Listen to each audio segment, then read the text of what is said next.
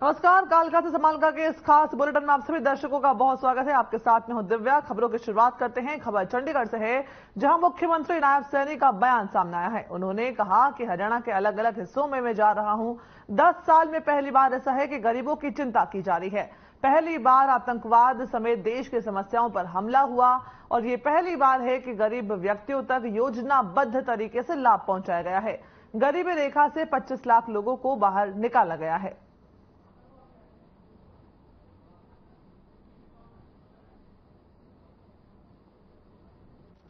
गुप्ता जी के उनकी सोच थी और जो उनकी रुचि भी थी सामाजिक कामों में, गरीब व्यक्ति की हेल्प करना, युवाओं को आगे बढ़ाना, उस सोच को अश्विनी गुप्ता मेमोरियल ट्रस्ट के पदाधिकारी आदरणीय ज्ञान सिंह जी गुप्ता, जो उनकी एक सोच को आगे बढ़ाने का काम कर रहे हैं। अश्विनी गुप्ता जी एक सड़क दुर्घटना में परमपिता परमात्मा के चरणों में लीन हो गए। हर वर्ष जो सामाजिक अलग अलग क्षेत्र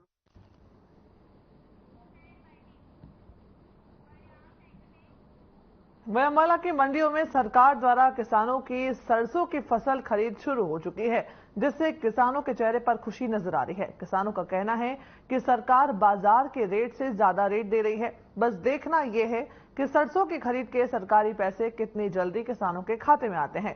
किसान ट्रॉलियों में अपनी सरसों की फसल लेकर के मंडियों में पहुंच रहे हैं।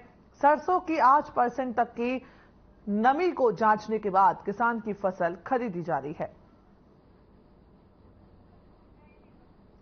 ये तस्वीर आपको बता रहे हैं जहां पर किसानों के चेहरे पर खुशी देखी जा रही है। बता दें कि आज 1 अप्रैल का वो खास दिन है जब गेहूं की खरीद जो है मंडियों में एमएसपी की दर पर शुरू कर दी गई है। मंडियों में सरसों की खरीद भी जारी है और वहीं आज से गेहूं की खरीद होना शुरू हो गई है। ऐसे में किसानों में खुशी का माहौल देखा जा रहा है। बाजार का जो मूल्य निर्धारित है उससे ज्यादा मूल्य पर, एमएसपी के मूल्य पर सरकार जो है किसानों के गेहूं और सरसों की फसलों को खरीद रही है। इससे किसानों ने खुशी जाहिर की है।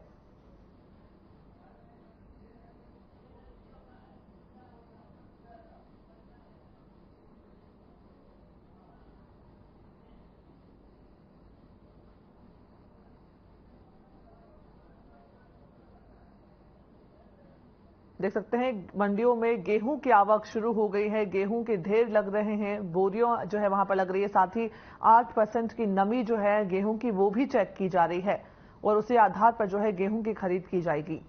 किसान बेहद खुश दिखाई दे रहे हैं और नमी की जांच हो रही है गेहूं की और उस आधार पर जो है एमएसपी के मूल्य पर जो है गेहूं की खरीद की जाएगी।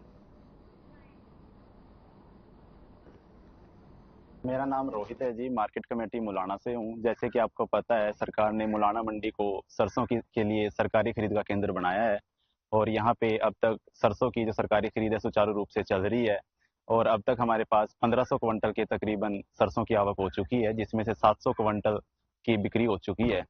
और जैसा कि आपको पता है, सरकार ने 8% मॉइस्चर पास किया हुआ है सरसों का, तो सभी किसान अभी तक तो अपना सरसों का जो मॉइस्चर है वो 8% से कम ही लेकर के आ रहे हैं।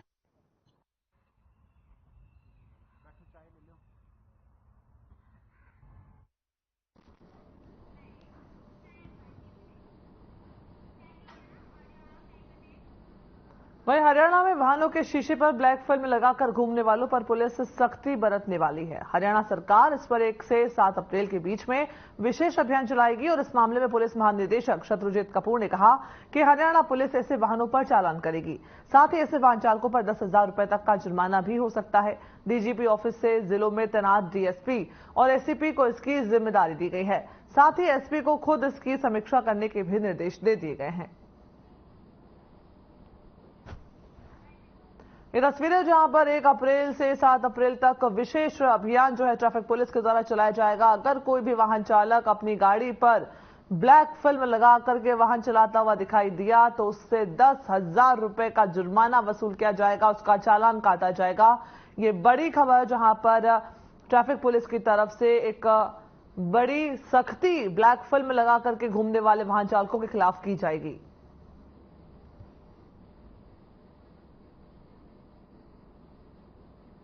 देख सकते हैं तस्वीरें जहां पर जगह जगह ब्लैक फिल्म वाले जो वाहन है उन्हें रोक करके उनकी ब्लैक फिल्म को पुलिस ने हटवाया है।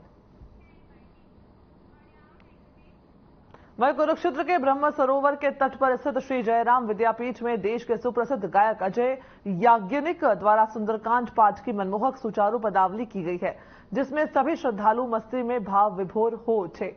ये कार्यक्रम देश भर में संचालित श्री जयराम संस्थाओं के परमाध्यक्ष और श्री जयराम शिक्षण संस्थान के चेयरमैन ब्रह्म स्वरूप ब्रह्मचारी के प्राकट्योत्सव के अवसर पर आयोजित किया गया।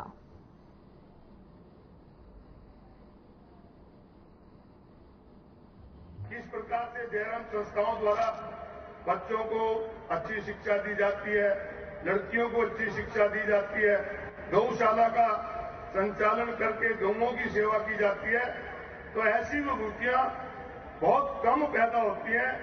आज इस अवसर पर हम तो प्रभु से प्रार्थना करते हैं कि महाराज जी को स्वस्थ रखें, महाराज जी स्वस्थ रहें, महाराज स्वस्थ रहकर जिस प्रकार समाज में समाज की सेवा करते रहे, इन्हें प्रभु और ताकत दे कि और आगे बढ़कर इसी प्रकार से समाज की सेवा करते रहे।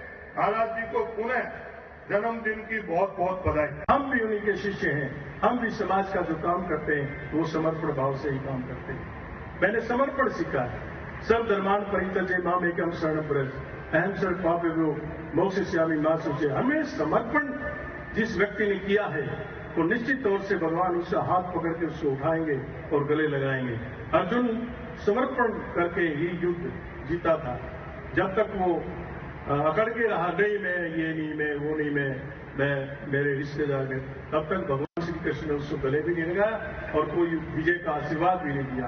तो परम आदरणीय ब्रह्मस्वरूप जी महाराज जी अपने गुरु श्री देवेंद्र सिंह ब्रह्मचारी जी के पद चिन्हों पर चलते हुए और अपने कर्तव्य का निर्वहन करते हुए उन्होंने जिस प्रकार से जितनी भी संस्थाएं उनमें दिन दुगनी जो रात चुगनी तरक्की हुई है, उससे जो उद्देश्य है इन संस्थाओं का, आप खुद अंदाजा लगा सकते हैं कि उसकी भी उसी प्रकार से दिन दुगनी चार दुगनी तरक्की हुई है। और वो है जो आप चारों तरफ चित्र देख रहे हैं, उन्होंने बड़े अच्छे अच्छे जो संदेश लिखे हुए हैं वो महाराज जी की जीवन शैली के प्रतीक हैं। शिक्षा के क्षेत्र में मैं कहा बेटियों का स्कूल खोलना बहुत बड़ा उनके जीवन के अंदर एक प्रेरणा का स्रोत था। गौशालाएं, आश्रम, स्वास्थ्य के क्षेत्र में अस्पताल, मैं कहूंगा इतने कार्य गिनाए जो महाराज जी ने किए। और जहां पर सरकार अपना काम करती है वहां पर संत समाज, हंसू जी महाराज जैसे संतों के माध्यम से जब कार्य होते हैं वो अपने आप में दिखने वाले होते हैं।